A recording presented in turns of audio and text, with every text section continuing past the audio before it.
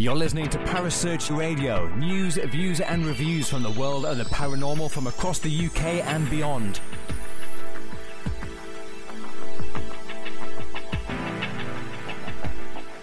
Find us on Facebook, Twitter and the World Wide Web. Parasearch UK Radio.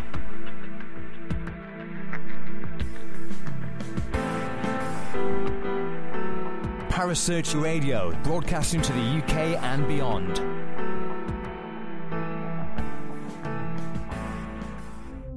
The views and opinions expressed by presenters and guests are their own and do not necessarily reflect the official policy or position of Parasearch Radio or its affiliates and sponsors. Listener discretion is advised. You're listening to the Supernatural Chat Show with your host, Sean Cadman, only on Parasearch Radio.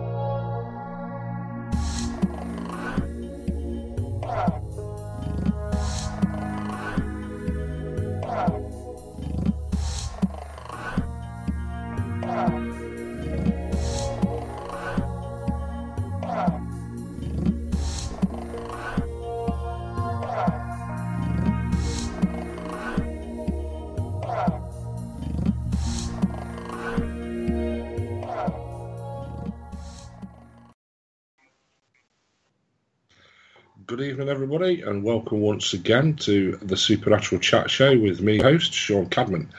Tonight's guest is, I suppose, one of the busiest guys that I know. Is loads and loads of stuff that he's been involved in, and loads of stuff coming up. He's absolutely fantastic guy to speak to, and with that, I'll just introduce him. It's the wonderful Barrie John. How are you, Barrie? I'm all right, Sean. I'm really good, mate. I was just going to say who you got on the show. Certainly, I was quite fascinated then. I'm good, mate. How are you then? Are you good? I'm not too bad at all, mate. Not too bad at all. Good, you have to plod on, don't you? Well, we do in the paranormal world, don't we? Exactly.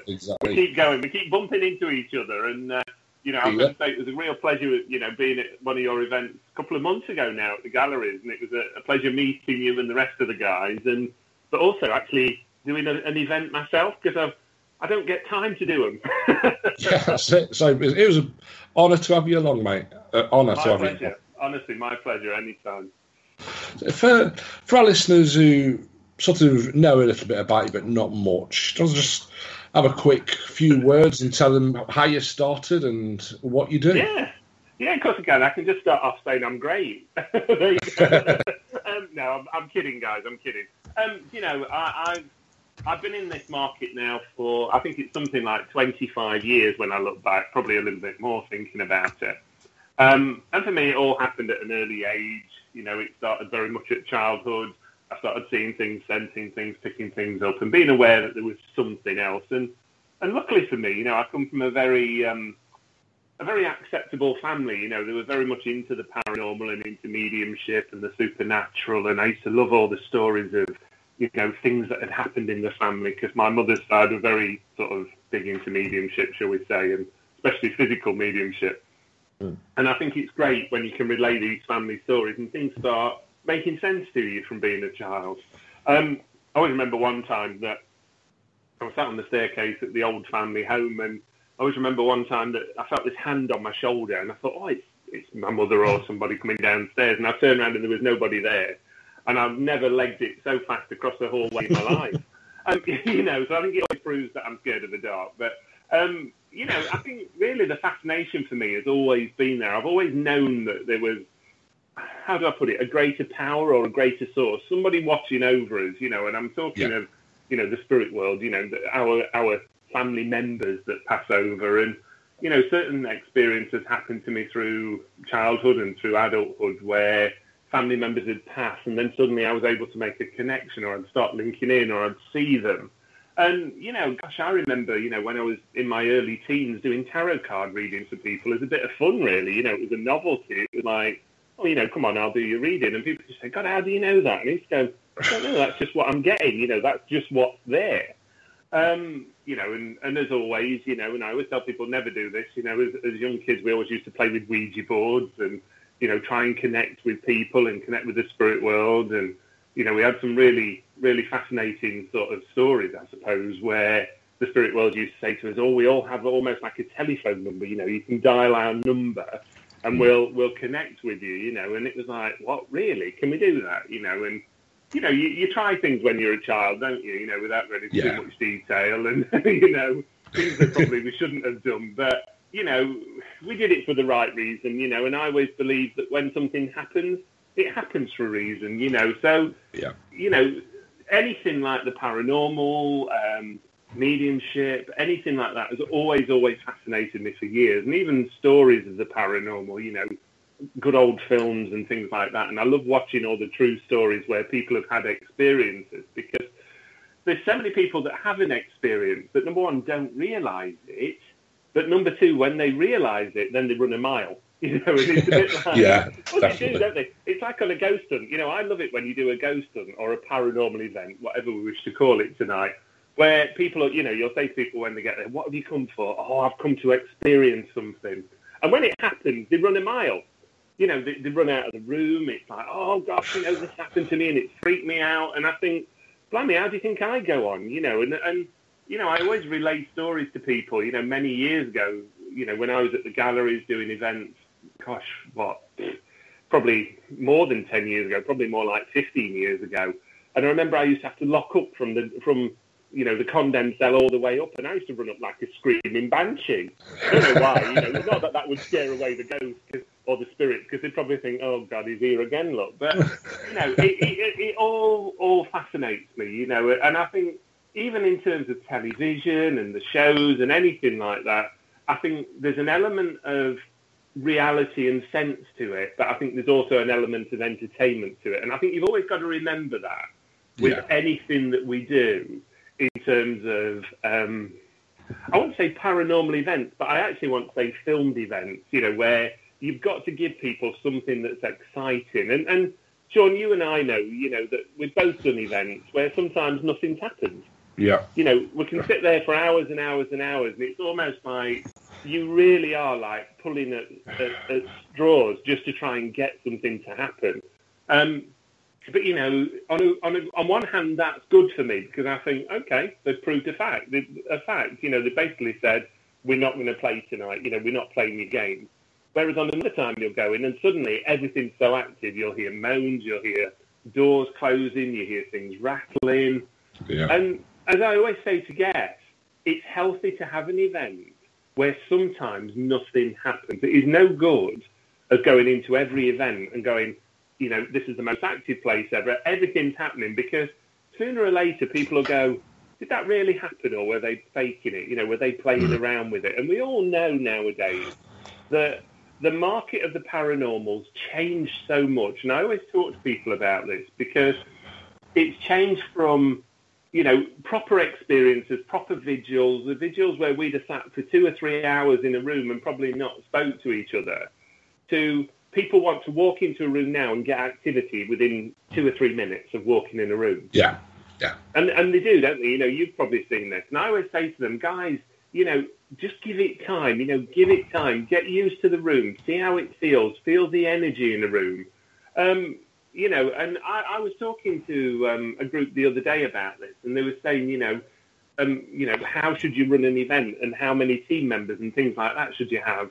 And I always think, you need to have people that are experienced in paranormal, in mediumship, in even sensitives, people that are able to detect something. Because to a normal member of the public, and I mean that very respectfully, if they don't know what they're looking for when they go into a room, they could actually miss very key sort of clues, I suppose I can put it that way, in terms of what we would look for, temperature changes. People get very hung up on, the temperature has to be freezing. Well, it doesn't. The temperature can go to hot. Rooms' temperatures change.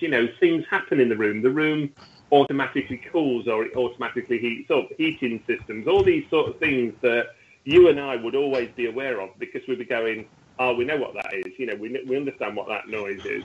And, whenever you do any event, I think it's so important as a team that you walk around and you almost do like a pre-investigation of the building to understand you know, the regular noises, you know, the loose windows, the doors that rattle, the, you know, I don't know, cameras that flash. You know, most buildings now have got security cameras, and the light will continually blink on and off, you know, and things like that. Alarm systems are hysterical because they'll always have like the little sensor, and as soon as you move in a room, it changes colour. So we've got to be mindful of things like that. But, you know, I know I'm jumping around, and I apologise. But, you know, That's I think fine. one thing... I'm taking you a lot of time here, Sean. Yeah. But, you know, but I think it's good. So, you know, hopefully I'll give a bit of a recap. You know, the one thing that I always try and say to people, whenever I go out there, I don't go out and portray me. I try and go out there portraying all of us, you know, because I have this real firm belief that it only takes one person to we say, cause a ripple or cause disruption in the spiritual market. Because remembering that could be a medium, it could be a paranormal team, it could just be a badly run event. And that would tarnish every one of us straight away. Yeah. You know, everybody would look at that and think, oh, I've been to a paranormal event. It wasn't very good. It wasn't run correctly. It wasn't organised. People run around screaming and shouting. You know, and we find this, don't we? We find this a lot, that people don't give it time on an event to get the activity moving or to get, you know, the activity in the room working. I don't know how else to put it, really. And I think people get so hung up on, I always call them toys, but I suppose I should call them tools, really. But people get so hung up on them that sometimes, you know, you do have to go back to the good old methods that probably me and you learnt from, where you sit in a room and you actually just sit. You sit and you listen and you wait and you call out and you wait and you see what you can pick up. And, you know, I love things like EVP nowadays. I think EVP on events, it produces some real great phenomena. You know, things that people, you know, we try it, don't we? We record something when we're on an event and we'll go, oh, can you tell us your name? And you don't hear anything when you play it back. But suddenly you get that onto a computer and you see where the vibration starts changing and you're thinking, that said something there, but we couldn't hear that or we couldn't make sense of it. You know, and these are things we've got to be mindful of this on a paranormal event.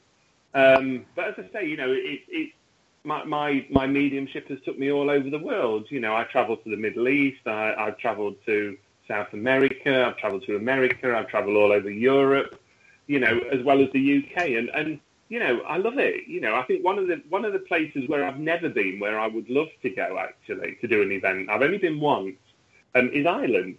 But I would love to go and do a proper sort of paranormal holiday, if you know what I mean, and travel around some of these great old castles and buildings, what they've got. Yeah, definitely. Definitely. It's funny because I was actually talking to Barry Fitzgerald last year. Yeah. And was talking about arranging a tour of Ireland. It might be something there that we can get together and have a look at. You know, I think that's a brilliant idea. You know, it's funny because earlier this year I was actually talking about looking into next year at doing a mediumship tour of Ireland, so doing some theatre demonstrations. So who knows, you know, we might be able to tie it in at the same time. Definitely. But yeah, I'd be up for that. I think we really are very spoiled when we look at, you know, the United Kingdom and we look at some of the buildings we've got. We look at the history, what we've got. You know, and nobody else has got the sort of history that we've got that relates to our buildings, you know, and certainly not when you look at like America, for instance. You know, a lot of theirs are sort of like old abandoned warehouses that they tend to use, or, you know, buildings that they've got a history, but nothing like what we've got. Yeah, definitely. I mean, the age of some of the buildings that we can investigate are older than the Americans themselves. Exactly. Yeah, exactly. You know, I mean, gosh, I lose track in the UK of how old, you know, some of our buildings are. And I think even we take it for granted at times. You know, you don't realise the links, what buildings have got and where they're connected. And, you know, I mean, you look at around our area of like sort of Nottinghamshire, you know, and you start looking at people like Bess of Hardwick with the connection to Chatsworth, the connection to Hardwick, you know, and lo and behold, suddenly you built this whole sort of portrait of somebody that, you know, was so powerful in the time. And, you know, even the royal family links that we've got going back, you know, I remember doing a fantastic event, and this one will make you laugh, at Bolebrook Castle, if you know it, and it was one of Henry VIII hunting lodges. And I always remember that, you know, it was this really, it was almost a scene out of the Rocky Horror Show. That's the only way I can say it to you. The building was so spooky, and it had probably not had a proper cleaning in 1,000 years. Never mind anything else. But it really adds to the effect, doesn't it? You know, people they love that building, and you know it. But on the other hand, I would then say to somebody, you know, don't rule out something that's new, because you know, remember, you don't know what was there before. You don't know what activities happened on that ground. I can tell you where I live, you know, a new estate in the middle of Sherwood Forest, but it was actually the old army training camp. You know, and if you go into the woods where I live, you know, you just walk a couple of 100 yards. There's still all the old footings there of the old chapels, sort of like the dormitories where people used to sleep. And you think, blimey, you know, that must hold some real sort of secrets, you know. And I mean, if I walked across the fields, I can get to like the Parliament Oak, where, you know, King John used to hold Parliament when he was in the area. You know, we've got the remains of King John's Palace in the village, you know, where, and you know, when they had Time King there, they established that this was actually a palace, not just a folly. This was a major palace because of the size of the stables, the kennels for the dogs, everything. It was meant to be magnificent in its time, but unfortunately, like most things, you know, if you go now into the village, all you see is a doorway and a fireplace. That's all that remains of this prestigious castle at one time, you know. But it does fascinate me. Oh, definitely. I think if I lived there, I'd be out in the woods every night with my voice recorder and camera. Well, yeah, you know, honestly, I mean, there really is some massive phenomena around here. You know, I the things that, you know, you get when you walk in, even up sort of like the main drive to the estate, you know, the things that you can pick up and you sense in the woods and things, and over the years is exceptionally spooky. I mean, we've got quite a few sort of hunting lodges around here that belong to like the Duke of Portland as well. One of them being Cavendish Lodge, which is just over the fields as well. And it's really fascinating when you get into places like that. And, you know, a friend of mine who, she actually owns the field where King John's Palace is. But, you know, if you get talking to her, she'll talk to you about all the graves that are buried in the woods. And you can actually go and find headstones in the woods. Wow. You know, so it shows you that there must have been something more, you know, years ago, you know, maybe, I don't know, connected to the plague or something, where people had no choice but to bury them more or less where they lived. So we do have to bear that in mind. Definitely, history is incredible. I've got a question for you. Kaz Rooney's asked in the chat room, does Barry feel people should trust their spiritual side more on investigations rather than tech and equipment? Oh, good. Yeah, totally.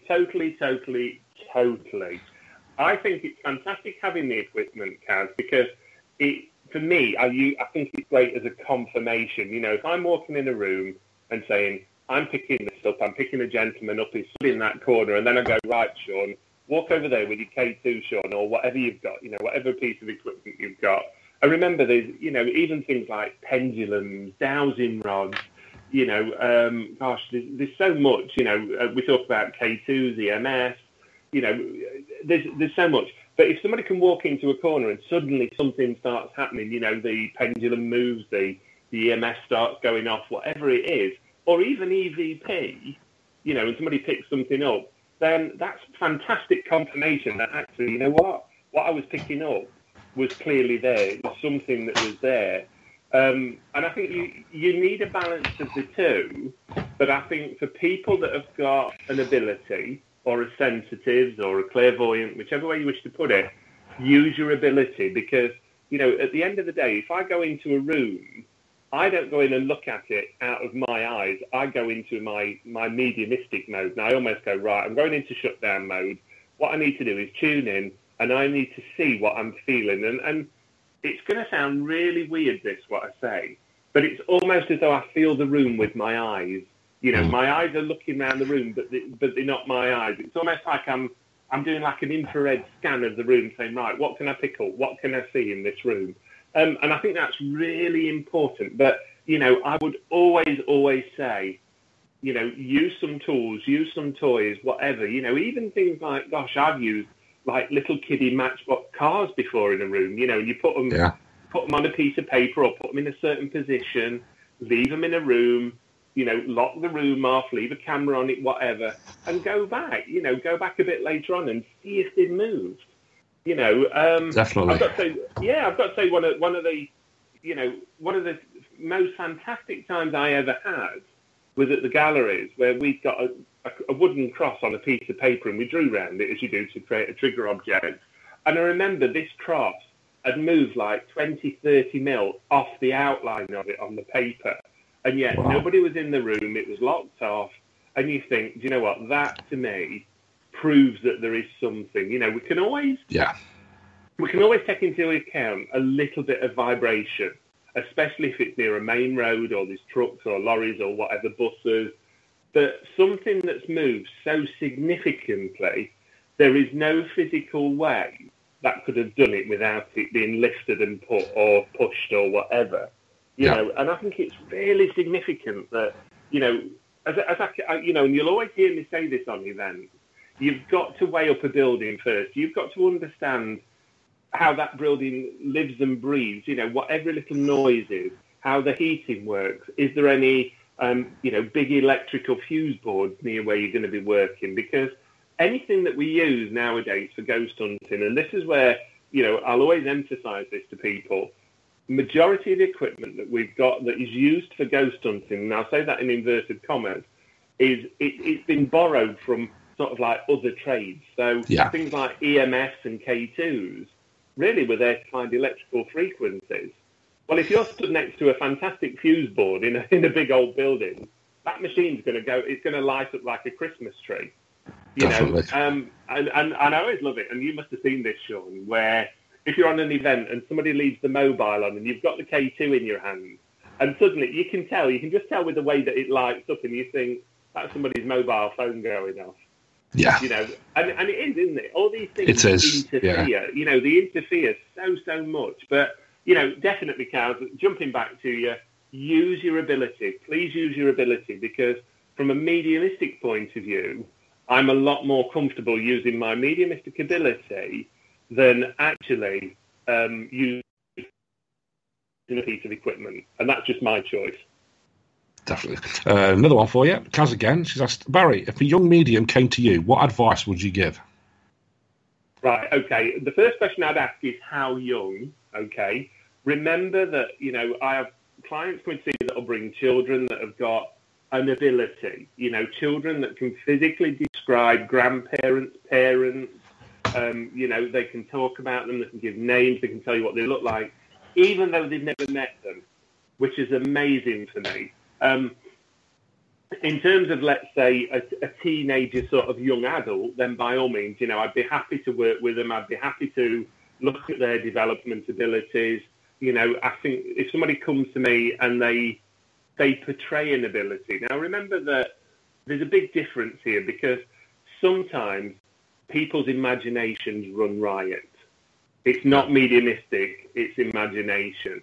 And we see this on events, don't we, where we'll do an event, but somebody's imagination's almost clicked into the building rather than a mediumistic ability. And, you know, I love Woodchester Mansion, for instance.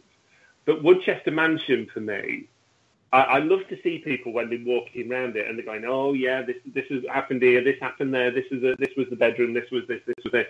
And I go, you do realise this house was never... What you see now, most of it was never lived in. You know, the bit that was lived in is the kitchen area and over that sort of area. And people are quite astonished by that, because they don't realise that certain parts of the building were never actually finished. You know, and that's where somebody's imagination has clicked in, not the mediumistic ability. So I think we've just got to watch that. But jumping back to the question, you know, I would always encourage people to develop their ability, their gift. You know, irrelevant to me what age it is. Obviously, there's an element of sensitivity if it's a child, because, you know, you've got to remember, you don't want to scare people half to death. For me as a child, I was always petrified of the dark, and probably now I still am petrified of the dark to a point. You know, and I always joke with people, you know, I have two rules in ghost hunting. One is if a door's closed, it's closed for a reason. And if it is, you push a woman through first. And it's never let me down in all these years of ghost hunting. And people will tell you that, I will push people out of the way to get out of a room. But, I think certainly developing ability, there's plenty of places to go nowadays. I run a lot of what I call open circles or open groups, where basically I won't close my groups because I don't believe in it. People need to develop at their own pace.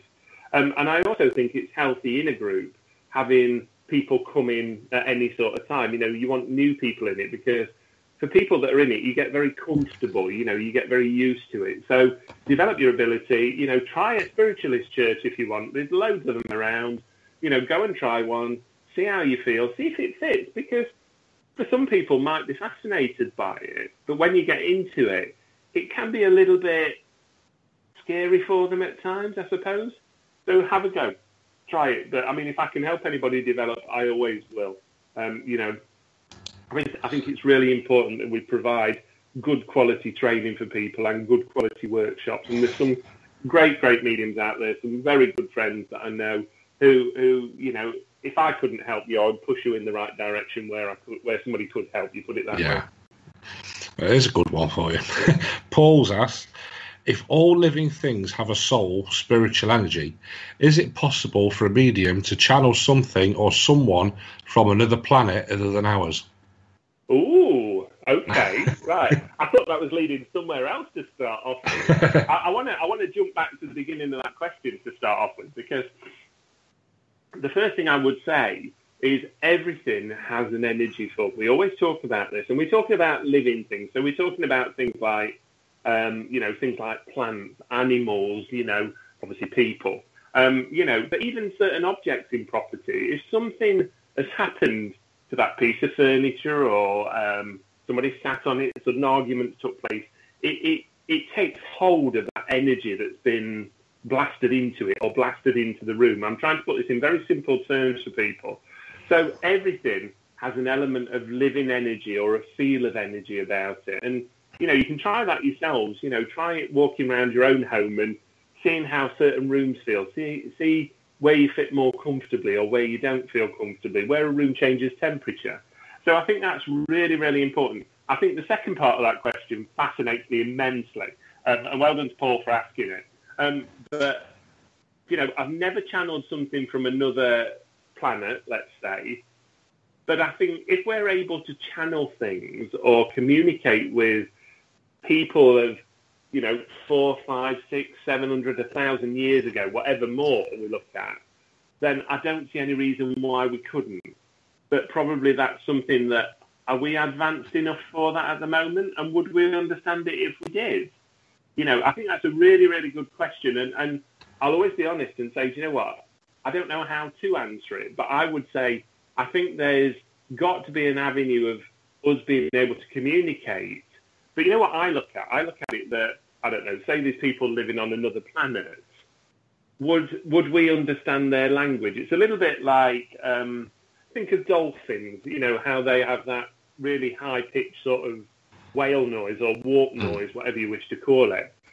We can hear it, but as humans, we can't understand it. And my view would be, if there's people out there from another source, another planet, maybe they have a similar way to communicate that they're trying to get in touch with us, but maybe we can't link into it. Does that make sense? It's almost like talking in a foreign language, I want to say a little bit to me. And I do have this belief, that, wherever I've worked in the world, spirit will always come through to me in my native language. So even if I was working in, I don't know, Germany, and I was giving a demonstration in Germany, I would be well aware that the spirit that was communicating to me would be communicating in my language, because otherwise I wouldn't understand a word of it.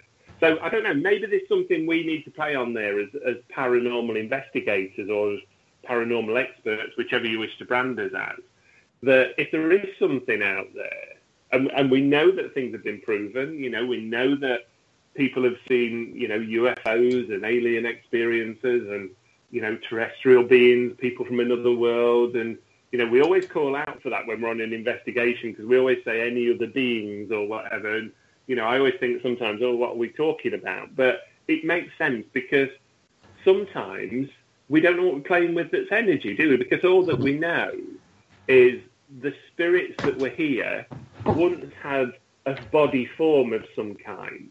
But we always talk about this from a spiritual perspective, that once they pass, that body form's left behind, and this spirit entity, this aura, this energy, whatever we wish to call it, floats around in midair almost, and is able to come back and communicate. So, brilliant question, love it. If ever you manage to do it, Paul, please tell me and get in touch with me, because I really am fascinated by things like this, and I do think it'll go that way one day. I really do. It'd definitely be an experience. Massively, yeah, massively. Definitely. So, change the subject slightly, but was it March and April 2008? You was a member of Most Haunted. Yes. Season 10. It was, yes. I worked with them. In fact, actually before that, I worked with them before that on a couple of minor events that they did, and then I ended up working with them on the Series 10, and I did 3 locations with them. One of them was Pembury Woods. Another one was an old beautiful cottage in Snowdonia, and the third one was Oxford Castle. And Oxford Castle, I think, was actually my first one that I did with them, which was terrific, because it was opening up a huge minefield for me. And I remember when we did Oxford Castle, we actually stayed in the hotel next door, which was actually the prison cells. And it was really spooky how they'd done the rooms and turned them into a hotel.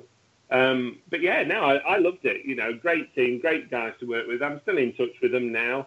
And we regularly exchange messages or emails. But, I think the one thing that Most Haunted did, as any paranormal show did, it really got this fascination in the market. People were bewildered by all these things that was happening in these old buildings, because, we have to remember that, mediumship, clairvoyance, spirituality, it isn't new. None of this is new. This has been there, for decades, for centuries going back. And we start talking about experiences like the Fox sisters. We start developing, how the rappings took place and things like that.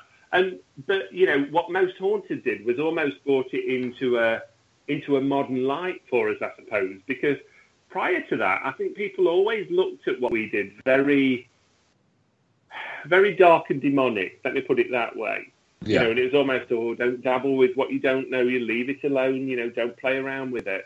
But Most Haunted, went into these buildings and said, well, hang on, guys, there's something here. Let's have a look. Let's see what we can physically pick up and get in these places.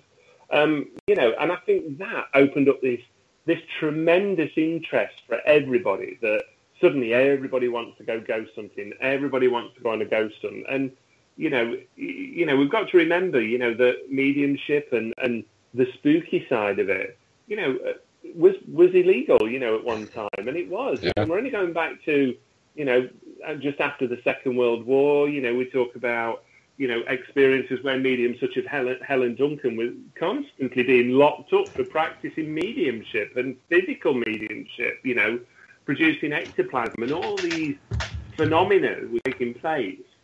But because probably people didn't understand it, they then put it down to this banner of witchcraft. And I think we've always got to be mindful of that no matter what we do as mediums, paranormal investigators, as psychic beings, whatever you wish to call it, there's always somebody out there that wants to try and say, oh, it's not real. Oh, no, you can't prove it, And that, for me, is where I would love to work more with universities. I would love to work more with the mind, with the mindset, looking at how the mind works when we're doing mediumship demonstrations, or even when we're doing paranormal events. Because, we talk as a medium about, going into altered states. We talk about the mind changing, almost levels. And when we're working as mediums, we drop down levels. And I'm trying to, again, I'll always try and put things very simplistically. But, I'd love to see how the mind does work behind the scenes and what physically happens, because I think there's a lot of things that can be proven. I think there's a lot of things that can be disproven, and especially in terms of paranormal events.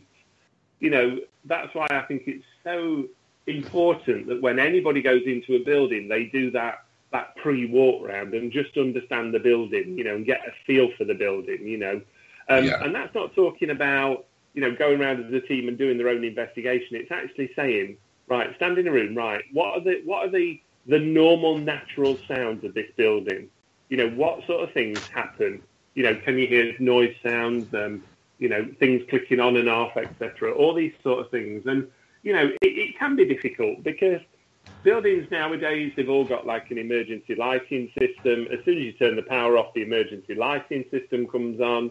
So you can never really get a building in complete darkness, which, to be honest, is what we need to watch some of the phenomena take place. Because, you know, people always say to me, Sean, they'll always say, why do you do ghost hunts in the dark?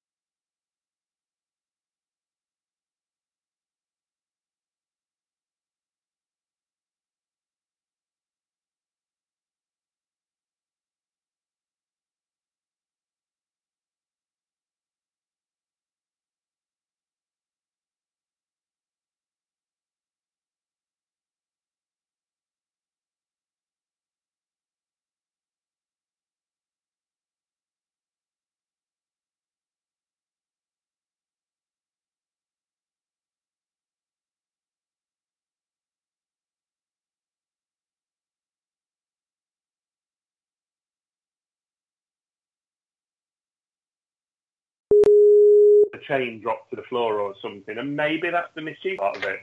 You know, we always talk about spirit, don't we? We want them to do something. We want them to produce. We want them to give activity, and that's why I think it's so significant that you have, you know, sensitives or mediums on your event, because that's where we start picking things up and we start sensing it. Yeah, definitely. Especially on a public event, it helps so much. And like you say, like you mentioned earlier, if a medium's picking up on something and they can say it's in that part of the room, and then the normal investigator can check that out with equipment and verify it, it all flows along perfect. Massively, and I always tell people, I always say that I'm a skeptical medium, and they'll say, what do you mean by that? And I'll say, because I don't believe everything that happens on an event. I won't walk into a room and go, oh my gosh, everything's paranormal in this room, everything's going to happen in a minute. What I will do is I will look at what happens in the room, and then I'll say, right, what can we prove? What can't we prove? And that goes back to what we were saying a few minutes ago about your pre-investigation of a room. If you know somewhere there's a window that constantly keeps rattling because the wind's got it, well, from a paranormal perspective, we have to dismiss that, because we know that if that starts rattling in a room when we're in it, unless it's doing it on demand, or it's coming out, we're saying rattle it 3 times, it's rattling it 3 times, and then it stops and waits for the next command. We know that that's part of, let's say, the building structure. It's part of that, the feel of the building. But, I think that's really healthy to have, because I think if we all went into a building and started saying, oh my gosh, everything's paranormal, everything that's happening in here is scary, people will really get spooked of us. Yeah, definitely. I think it is very important to, like you say, get the feel of a building, know what's setting the meters off and everything else as well before you actually start investigating. Definitely, yeah, I agree with that, Sean. And I think, that's why it's good to have things like EMF meters and other technical objects nowadays. Definitely. It's not a lot of people actually know that are probably listening that we're both part of quite a new team that's in the process of being set up as well. We are, yeah. We're part of a team called Paranormal Pursuits UK. And obviously at the moment we're very much in an infancy stage, working alongside them. I think me and you are trying to, go in there as not the experts, but with a little bit of experience to help them pull together. Yeah, so it's definitely looking forward to hopefully progressing that and see where we go with that. It's interesting times ahead, I think. Yeah, and I think, it is healthy nowadays. There's some really good companies setting up nowadays, and I'm working with a few sort of new ones that are up and running.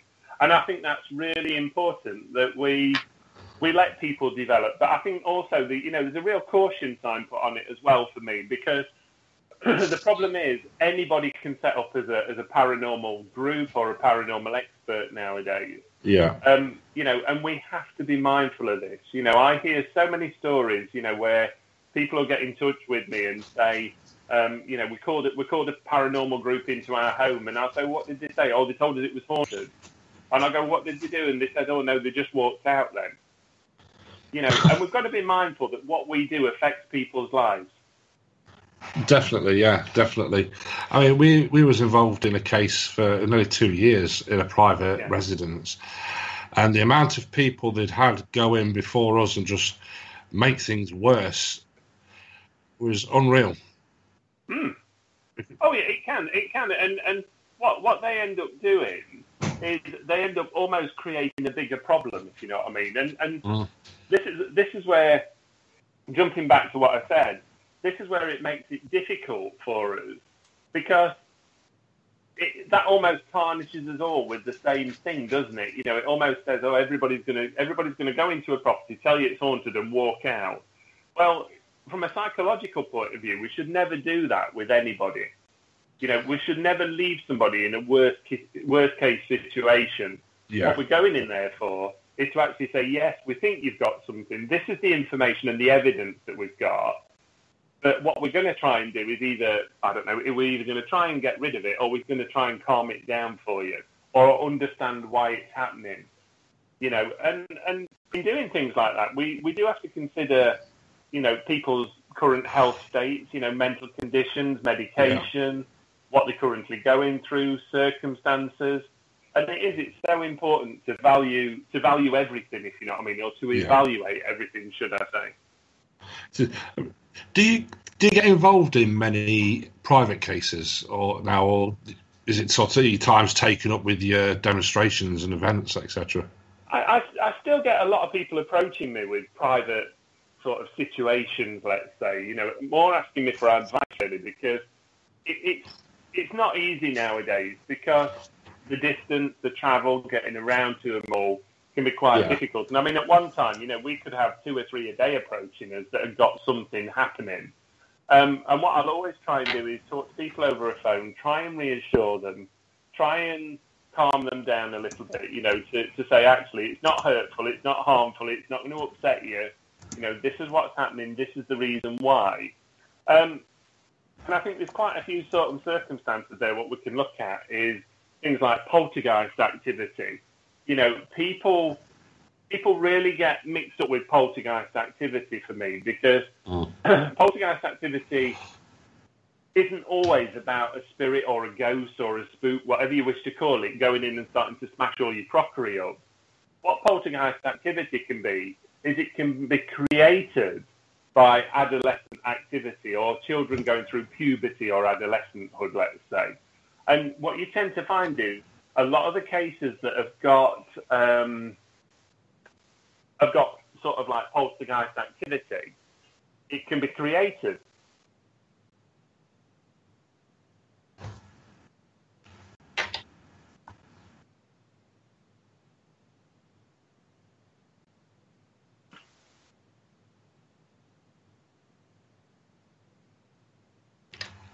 Yeah, our poltergeist activity, it's one of them things that some people believe it's just set off by adolescents. Yeah. Other people believe it's spirit.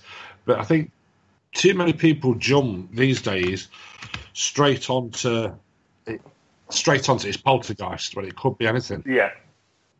Well, I think the thing that doesn't help us is that nowadays there's a lot of TV media, a lot of hype, that has created this fear factor for people. And we're always very mindful that people are fearful of what we do. They're fearful of ghost hunts, they're fearful of mediums and, paranormal investigations. And I think, what we should be doing as experts in our field is going in and reassuring people that there isn't anything bad about this.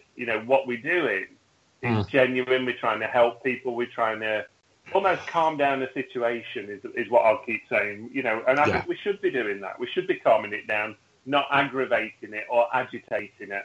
Yeah, definitely. I think there's too many young teams out there who are just freshly set up, going into people's houses and scaring the living daylights out of them. But like you say, they should be reassuring them, calming them down and helping them. Yeah, totally. And I think that's where it's got to be done professionally, Sean. Oh, just a bit. So you've got your demonstrations that you do and everything. How can people find out where they are, what events you're doing and things like that? Yeah, if anybody wants to get in touch with us, they can get in touch with us via the website, which is www.barriejohn.com. You can find us on Facebook. You can find us on Twitter. Just look for Barrie John, you'll find us, and you can follow all our events. But we're always posting events out.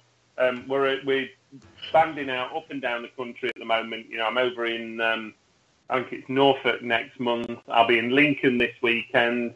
I'm back over into Wales, probably around October time. So, there's a lot of travelling around that I do. But trust me, you can't miss me. I'm 6'5", so if you bump into me, you'll soon know.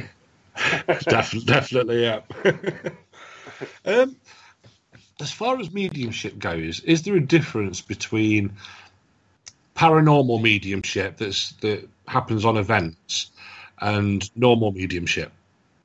Yeah, there definitely is, because what you've got to think of is when clients come to me for, let's say, a private sitting or a consultation, I'm working on a very different level with them. What I'm working on is very much connecting with loved ones, with family, with friendships, with partners, whatever, children in some cases, to try and prove life after death, but to give them provable information or evidence, as I like to call it. Yeah.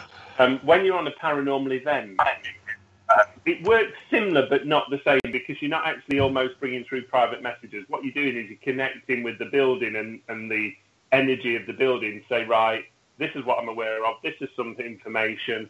And then somebody's got to take that away and try and investigate it for you. You know, you need like a historian on the event, or somebody who's a bit of a bookworm, let's say, that can take it away and come back and almost give you a review and say, yeah, found that. Yeah, that makes sense. That doesn't make sense. But I'll add something into that. What I find very often on events with people is that if I get a group working on a Ouija board or doing table tipping or glass divination, you'll find that a lot of the time family members will try and come through. It's almost as though they hijack it in a way. Yeah. Because what they look at is go, oh, look at all these people wanting to communicate. We'll have some of that. We'll jump in and let's have some of their energy. So you'll still find that. You know, you'll find that loved ones will still try and come through, even though we're trying to connect with the building. And that's down to the medium to say either yes or no. You know, no, you're not coming through. That isn't what we're doing. Or actually, yes, you can come through because we're going to allow it. So we have to be mindful of that. But I think there really is two differences. You know, when people come to me for a consultation, they're coming because they want me to help them. They want an element to either help move on or to grieve or even just to get answers, or in some cases, just to say goodbye. Yeah. You know, on a paranormal event, we're going out there just to get the feeling of what's in a building. So we're linking in with a different sort of level of spirit to a point. I mean, do you get members of the public, when you're on a paranormal event as such, do you get members of the public approaching you, asking you for personal readings? You can do, yeah, but I mean, I'll always say to people it's not the right time or place, because you know, if you've got 30 guests on an event, there's no way physically it's impossible for a medium to do that.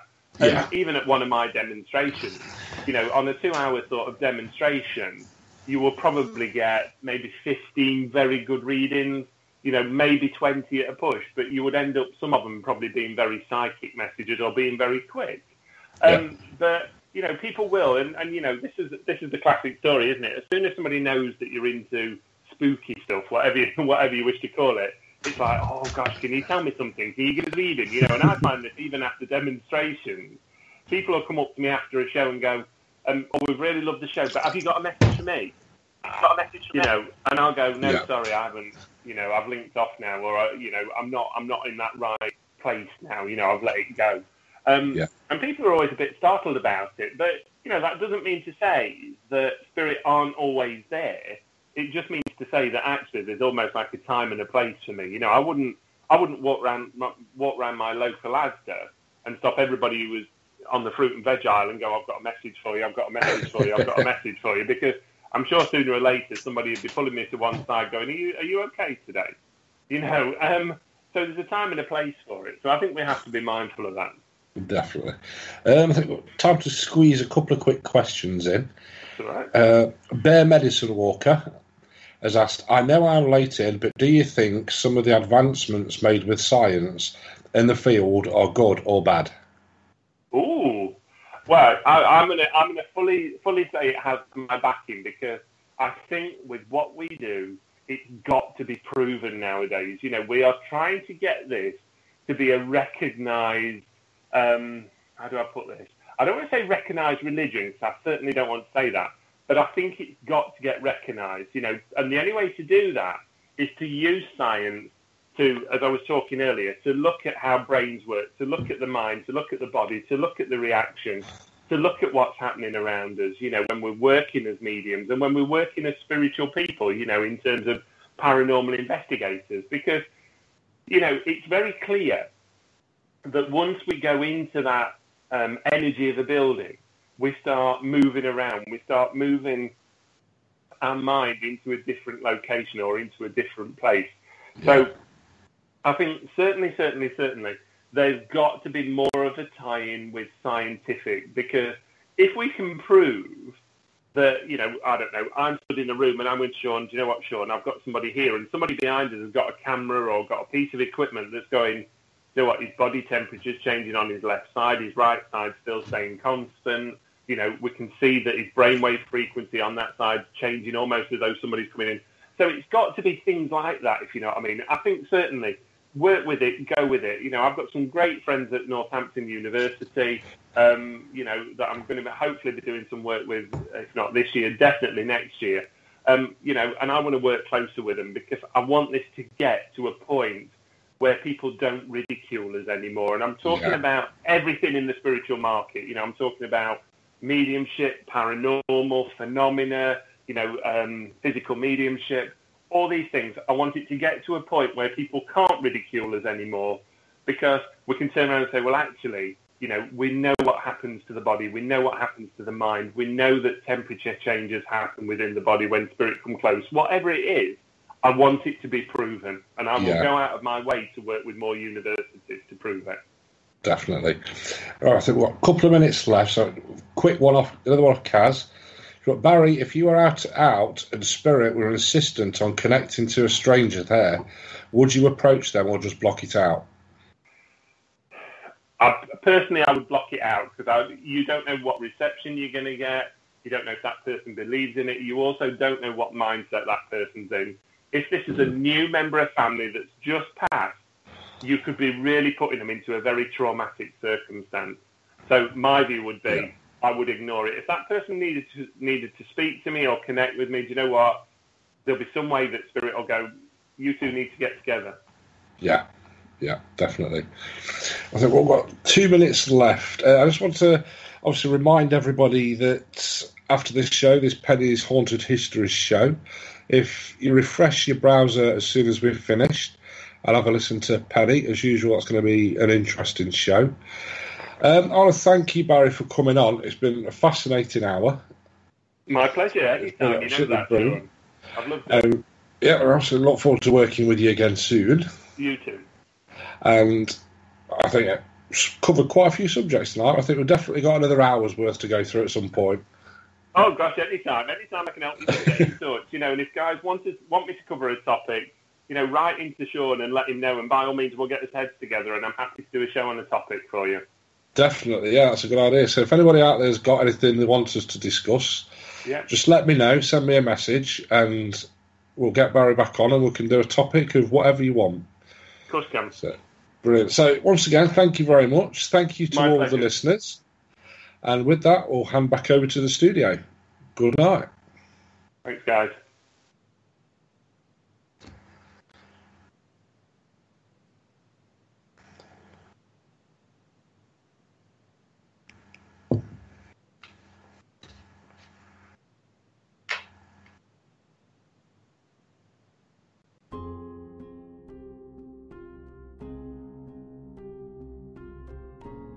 Thank you for listening. Don't forget to join us for more shows throughout the week. Find us on Facebook, Twitter, and the World Wide Web to keep up to date with all the shows right here on Parasearch Radio.